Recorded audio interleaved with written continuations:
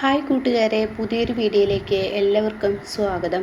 അങ്ങനെ ഹരിത സൂര്യയുടെയും നന്ദിനിയുടെയും ഫോട്ടോ കേടുവരുത്തിയതിൽ വലിയ പ്രശ്നം തന്നെ അവിടെ ഉണ്ടാകുന്നുണ്ട് കേട്ടോ. സൂര്യ അതങ്ങനെ വെറുതെ വിടാൻ തയ്യാറല്ല. ഹരിത എന്ന രാക്ഷസിയെ അവളെ അടിച്ചൊതുക്കേണ്ട സമയം തന്നെയാണ്. പത്മക്ക് കൂട്ടായി അവളെ ഇനി എന്തായാലും നിൽക്കണ്ട എന്നുള്ള നിലപാടെടുക്കണം കേട്ടോ. അപ്പോഴാണ് ഹരിത പറയുന്നത്, വേദയുടെയും ഏട്ടൻ്റെയും കല്യാണം നിശ്ചയിച്ചല്ലോ, അപ്പോൾ ഇനി നമുക്കൊരു കാര്യം ചെയ്തേക്കാം.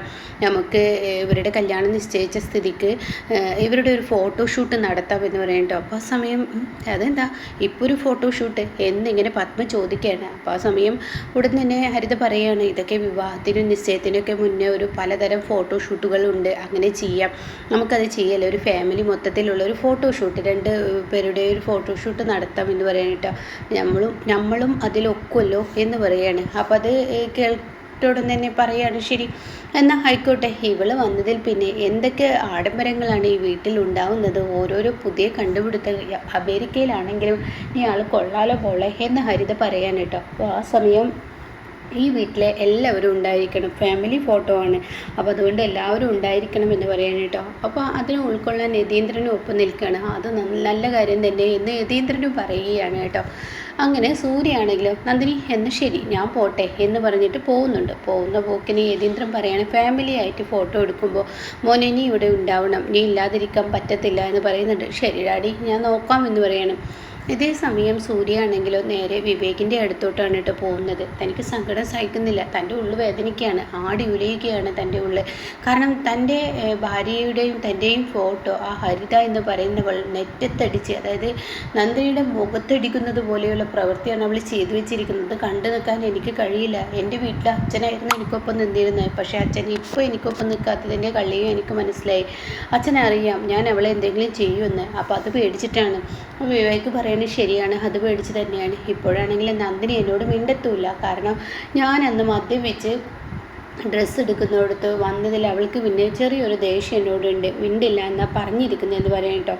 ആ സമയം വിവേക് പറയാണ്, ശരിയാണ്, നന്ദിനി അത്രയും നിന്നെ മദ്യപിക്കാതിരിക്കാൻ നോക്കുന്നുണ്ട്, അവളുടെ ആഗ്രഹം നീ എല്ലാം സാധിപ്പിച്ചു കൊടുക്കുന്നുണ്ട്, എല്ലാവരുടെയും ആഗ്രഹം ഞാൻ സാധിപ്പിച്ചു കൊടുക്കുന്നുണ്ട്. എൻ്റെ നന്ദിനിയെ ആ കാട്ടിയതിൽ ഞാൻ അങ്ങനെ വെറുതെ വെറുതെ വിടുന്നില്ല, കാരണം എനിക്കതങ്ങനെ വെറുതെ വിട്ടാൽ ശരിയാവില്ല. എൻ്റെ മനസ്സ് അത്രയും ആടി ഉലയുകയാണ്, എനിക്ക് സഹിക്കാൻ കഴിയുന്നില്ല, എൻ്റെ മനസ്സിന് വല്ലാത്ത വേദന തന്നെ എനിക്ക് വരികയാണ് എന്നൊക്കെ പറയുന്നു കേട്ടോ. അപ്പോൾ ഈ സമയം ഈ വാക്കുകൾ കേൾക്കുമ്പോൾ ഉടനെ വിവേക് പറയുന്നത്, സാരമില്ല, അത് വിട്ടേക്ക്, എന്തായാലും ഇന്നല്ലെങ്കിൽ നാളെ അവൾക്ക് എന്തെങ്കിലും ഒരു പണി നമുക്ക് ഒപ്പിക്കാം എന്ന് പറയുമ്പോൾ, അങ്ങനെ ഇന്നല്ലെങ്കിൽ നാളെ എന്ന് പറയുന്നത് നാളത്തേക്കൊന്നും ഞാൻ എടുത്തു വെക്കില്ല, അതിന് ഈശ്വരൻ തന്നെ എനിക്കൊരു വഴി ഒരുക്കി തന്നിട്ട് അവളിവിടെ ഫോട്ടോഷൂട്ട് നടത്താത്ര. അപ്പോൾ ഞാനെടുത്ത ഇതേപോലെ നന്ദിനിയും ഞാനുമായുള്ള ആ ഒരുമിച്ചുള്ള ഫോട്ടോയിൽ അവർക്ക് ആർക്കും അത് കേടുവരുന്നതിന് വിഷമമില്ല. എന്നാൽ അവർ നടത്തുന്ന ആ ഫോട്ടോഷൂട്ട് കേടുവരുമ്പോൾ അവരുടെ ഉള്ളിലുണ്ടാവുന്ന വേദന എന്തെന്ന് ഞാൻ മനസ്സിലാക്കി തരാം എന്നൊക്കെ പറയുകയാണ് കേട്ടോ. അങ്ങനെ ഈ സമയം ഈ വാക്കുകൾ കേൾക്കുമ്പോൾ വിവേക് പറയുന്ന, സൂര്യ നീ എന്ത് ചെയ്യാനാണ് പോകുന്നത്? അതെ, പതിവ് പോലെ തന്നെ എനിക്ക് മദ്യപിക്കണം. അയ്യോ, നന്ദിനി ഇപ്പം മിണ്ടാത്ത സ്ഥിതിക്ക് ഇനിയിപ്പോൾ നീ മദ്യപിച്ചാൽ നന്ദിനി കൂടുതൽ നിന്നോട് പിണക്കമാവില്ലേ? അപ്പോൾ ഉടൻ തന്നെ ഇപ്പോൾ എൻ്റെ നന്ദിനിയുടെ രക്ഷയ്ക്ക് വേണ്ടിയാണ് ഞാനിത് ചെയ്യുന്നത്. ഹരിത അങ്ങനെയൊക്കെ ചെയ്തിട്ടും അവൾക്കൊരു തിരിച്ചു മറുപടി ഞാൻ കൊടുത്തില്ലെങ്കിൽ തീർച്ചയായും അതിനെ തിരിച്ചടി അവൾ വീണ്ടും ചെയ്തും കൊണ്ടിരിക്കും. എന്നാൽ ആ ഒരു തിരിച്ചടി അവൾക്ക് കൊടുത്തു കഴിഞ്ഞാൽ തീർച്ചയായും ഇതിനൊരു പരിഹാരമാവുമെന്ന് പറയുന്നു കേട്ടോ. അങ്ങനെ സൂര്യ മദ്യപിച്ചും കൊണ്ടിരിക്കുകയാണ്. ഇതേ സമയം നന്ദിനിയാണെങ്കിലും രാജുവിനോട് പറയാണ്, ആ ഫോട്ടോ കേടുവന്നത് രാജുവേട്ട എൻ്റെ മനസ്സ് വല്ലാതെ വേദനിക്കുന്നു. അത് മാത്രമല്ല, സൂര്യ സാറ് മദ്യപിച്ച് വരുമോ എന്ന പേടിയാണ് എന്നുള്ളിൽ.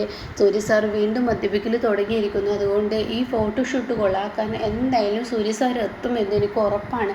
സൂര്യ സാറ് വരാതിരുന്നാൽ മതിയായിരുന്നു എന്ന് പറയട്ടോ. അപ്പോഴാണെങ്കിലും ഇവർ തമ്മിൽ ഫോട്ടോ എടുക്കൽ തുടങ്ങി. ചെറുക്കനും പെണ്ണും ഒരുമിച്ച് അങ്ങോട്ടും ഇങ്ങോട്ടും പിടിച്ചും, അതുപോലെ തന്നെ ഈ പറയുന്ന പത്മയും അങ്ങോട്ടും ഇങ്ങോട്ടും ഒക്കെ ആയിട്ടുള്ള പലതരത്തിലുള്ള ഫോട്ടോസുകൾ ഇങ്ങനെ എടുത്തു തുടങ്ങുകയാണ് കേട്ടോ. ആ സമയം യതീന്ദ്രൻ നന്ദിനിയോട് വന്ന് ചോദിക്കുകയാണ്, സൂര്യ എന്തേന്ന് ചോദിക്കുന്നുണ്ട് കേട്ടോ. അറിയില്ല, സൂര്യ സാർ എങ്ങോട്ടേക്ക് പോയി എന്ന് അറിയില്ല എന്ന് പറയണേ. അവനോട് ഞാൻ ഈ ഫോട്ടോഷൂട്ട് എത്തണം എന്ന് പറയുന്നതാണ്. ഇനിയിപ്പോൾ ഫാമിലി മൊത്തത്തിലുള്ളൊരു ഫോട്ടോ എടുക്കലുണ്ടാവും, അപ്പോൾ അതിൽ നീയും സൂര്യ ഇല്ലെങ്കിൽ അത് ആപത്തല്ലേ എന്നിങ്ങനെ പറയുന്നുണ്ട് കേട്ടോ. ആ സമയം ഇവരെല്ലാവരും സൂര്യ വരരുതെന്നാണ് പത്മയും അതുപോലെ തന്നെ ഹരിതയും ഒക്കെ ആഗ്രഹിക്കുന്നത്. അങ്ങനെ അവരുടെ കോലത്തിൽ ഓരോരോ ഫോട്ടോ എടുക്കുകയാണ്.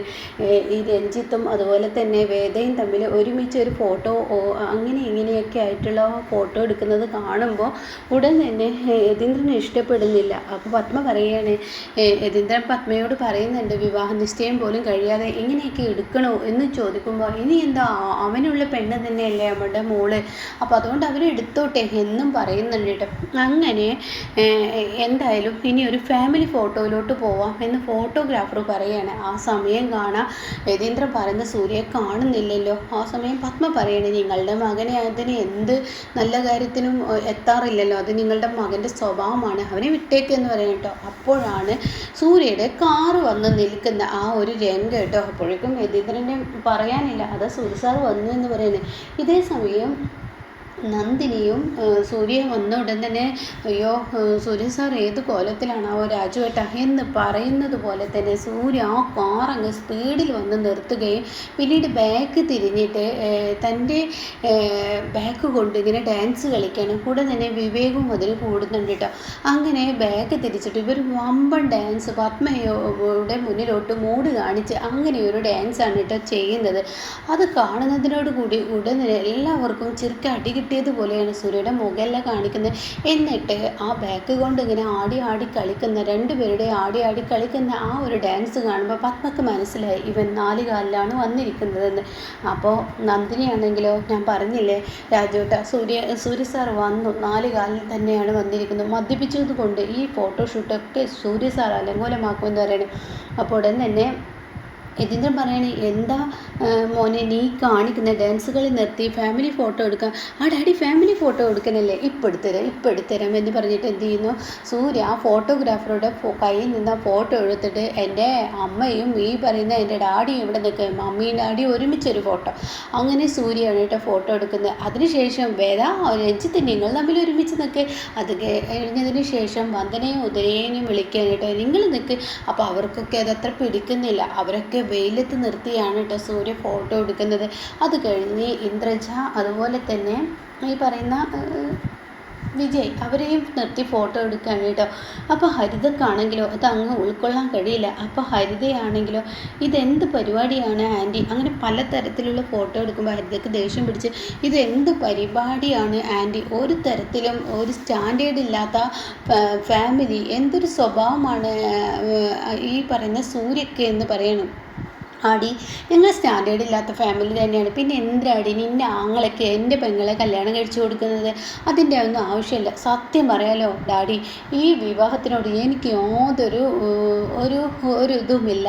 കാരണം എന്താണെന്ന് വെച്ചാൽ ഈ നിൽക്കുന്ന പിന്നെ ഇവരിത്ര അന്തസ്സുള്ളവരെന്നല്ല, ഇവർ യു കെയിൽ നിന്നു എന്നല്ലാതെ യു കെയുടെ ആ ഒരു ഇതൊന്നും ഇവരിൽ കാണാനില്ല. ഇവർക്ക് അന്തസ്സുമില്ല സ്റ്റാറ്റസുമില്ല ഒന്നുമില്ലാത്തൊരു ഫാമിലി എന്ന് പറയാൻ കേട്ടോ. അപ്പോൾ അത് കേൾക്കുന്ന പത്മ, നീ എന്താടാ പറയുന്നത്, ആ നിൽക്കുന്ന നന്ദിനിയേക്കാൾ നന്നോടാ എൻ്റെ രഞ്ജിത്ത്, ആ നിൽക്കുന്ന നന്ദിനിയേക്കാൾ നന്ന് രഞ്ജിത്ത് എന്ന് നിങ്ങൾ പറയുന്നത് എന്തിനാണ്?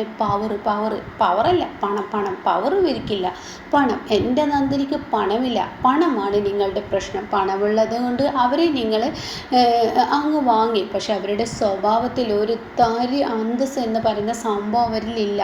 എന്നാൽ എൻ്റെ നന്ദിനിക്ക് അത് വേണ്ടുള്ളൂ ഉണ്ട്. അപ്പോൾ തന്നെ ഇതൊക്കെ കേട്ടിട്ട് രഞ്ജിത്തിനും ഹരിതക്കും ദേഷ്യം പിടിക്കുകയാണ് കേട്ടോ. എന്താണ് നിങ്ങളെല്ലാം കരുതിയിരിക്കുന്നത്? നിങ്ങൾ എൻ്റെ ഫോട്ടോ അങ്ങ് കേടുവരുത്തിയപ്പോൾ നിങ്ങളുടെ ഫോട്ടോഷൂട്ടിന് കോട്ടം തട്ടുമ്പോൾ നിങ്ങൾക്ക് ദേഷ്യം പിടിക്കുന്നു അല്ലേ? ഡാഡി അടക്കം അതിന് കൂട്ടു നിന്നില്ലേ? ഇപ്പോൾ ഡാഡിക്ക് ദേഷ്യം പിടിക്കുന്നില്ലേ? ഇതേ വേദനയാണ് കുറച്ച് നേരത്തെ ഞാൻ അനുഭവിച്ചത്. എൻ്റെ ഭാര്യ തന്നെയാണ്. അവൾക്ക് പണമില്ലെങ്കിലും അവളും ഒരു മനുഷ്യജന്മമാണ്. ഈ നിൽക്കുന്ന രഞ്ജിത്തിനെ പോലെ തന്നെയാണ് അവൾക്കും ഒരു മനുഷ്യജന്മം തന്നെയാണ്. പണമില്ല എന്നുള്ളൂ. പണമില്ലാത്തത് കൊണ്ട് അന്തസ്സ് എന്ന് പറയുന്ന സാധനവും അതുപോലെ തന്നെ നിങ്ങൾ പറയുന്ന സ്റ്റാറ്റസും നിങ്ങൾ എന്തൊക്കെയോ ഒന്ന് പറഞ്ഞല്ലോ നിങ്ങളുടെ ഭാഷയിൽ, UK ഭാഷയിൽ വേറെ, മലയാള ഭാഷയിൽ വേറെ എന്തൊക്കെ പറഞ്ഞിട്ട് കളിയാക്കുകയാണ് കേട്ടോ. അതിനൊരു കെട്ടിലമ്മയും. കെട്ടിലമ്മയെ കൂട്ടുപിടിക്കാൻ എൻ്റെ മമ്മിയുണ്ടല്ലോ. അപ്പോൾ ഹരിതയ്ക്ക് ദേഷ്യം പിടിക്കാൻ കേട്ടോ. അപ്പോൾ ഹരിതയാണെങ്കിൽ ദേഷ്യത്തോടു കൂടി വരുമ്പോൾ ഉടൻ തന്നെ ഹരിതയെ പിടിച്ചു നിർത്തുകയാണ് രഞ്ജിത്ത്. അവൻ മദ്യപിച്ചിട്ടുണ്ടെന്ന് പറയാണ്. പത്മ പോലും പേടിച്ച് നിൽക്കുകയാണ്. മദ്യപിച്ച സൂര്യയുടെ മുന്നിൽ പത്മ ഒന്നും തന്നെ മിണ്ടുന്നില്ല. അങ്ങനെ സൂര്യക്ക് വിളിച്ചു പറയാനുള്ളതൊക്കെ പറയുകയാണ്. എന്നിട്ട് പറയാണ്, നിങ്ങളുടെ മകളെ കൊലക്ക് കൊടുക്കാനാണ് ഇവൻ്റെ കഴുത്തിൽ താലി കെട്ടിയിരിക്കുന്നത്. സംഭവം നിങ്ങളുടെ ആങ്ങളൊക്കെ തന്നെയാണ്. എന്നാൽ ഇതിലും ഭേദം ഈ നിൽക്കുന്ന എൻ്റെ മൂത്തളിയനുണ്ടല്ലോ, ഈ വിജയാണ് ഇതിലും ഭേദം. ഇവനെ കുറുക്കനാണ്, ഇവനൊരു ആട്ടുംതോലിട്ട ചെന്നായിയാണ്. ഇവൻ്റെ സ്വഭാവം പുറത്തു വരാനിരിക്കുന്നേ ഉള്ളൂ. എൻ്റെ അനിയത്തി എന്നോടുള്ള വാശിക്ക് ഈ വിവാഹത്തിന് സമ്മതിച്ചല്ലോ, ഇനി എൻ്റെ അനിയത്തി അനുഭവിക്കാൻ കിടക്കുന്നുള്ളൂ എന്നൊക്കെ ഇങ്ങനെ രഞ്ജിത്തിനെ കുറിച്ച് സൂര്യ പറയുമ്പോൾ ഇതെല്ലാം കേട്ട് രഞ്ജിത്തിനും ഉദയനും വന്ദനക്കും അതുപോലെ ഹരിതക്കും നിൽക്കാനേ പറ്റത്തുള്ളൂ. മറുപടി ആർക്കും പറയാൻ പറ്റില്ല കേട്ടോ. ഇതേ സമയം നന്ദിനിക്കാണെങ്കിൽ ഭയങ്കര വിഷമമാവുകയാണ്. തൻ്റെ ഭർത്താവിനെ എല്ലായിടത്തും നല്ല തല ഉയർത്തി പിടിക്കാൻ നോക്കുമ്പോൾ തൻ്റെ ഭർത്താവിനെ ഇപ്പോൾ മദ്യപിച്ച് വന്നതുകൊണ്ട് തന്നെ ഇനി നാളെ എല്ലാവരും അത് വിളിച്ചു പറയും. ഒരു പരിപാടിക്ക് കൂട്ടാൻ പറ്റത്തില്ല, മദ്യപാനമാണ് എന്നൊക്കെ പറഞ്ഞ് അവർ പരിഹസിക്കും. അപ്പോൾ അത് തൻ്റെ ഉള്ളിൽ വലിയ വേദനയാവുകയാണ് കേട്ടോ നന്ദിനിക്ക്.